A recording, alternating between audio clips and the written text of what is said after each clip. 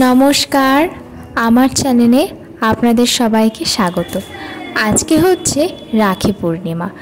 আজকে সকাল সকাল ঘুম থেকে উঠে স্নান করে সকাল সকাল সুন্দর করে গোপুসোনা, রাধা মাধব আর গনুকেও সাজিয়ে নিয়েছি।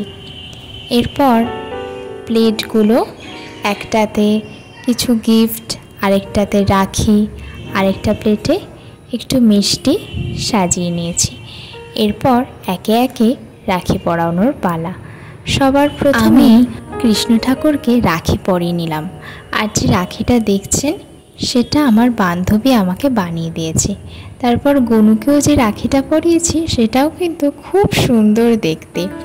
এরপর আমার বোন রাখি পরাবে, ও একে একে রাখিটা পরিয়ে দিল। এরপর গিফট দেওয়া নেওয়ার পালা চলছে। তারপর আমার বোনও আমাকে আর আমিও আমার বোনকে রাখি পরিয়ে দিলাম। এরপর বাবাকেও রাখি পরানো হয়ে গেল। সুন্দর করে সাজিয়ে ভগবানকে ভোগ নিবেদন করা হলো। আর সেই ভোগই আমরা দুপুরবেলায় সবাই মিলে খেলাম।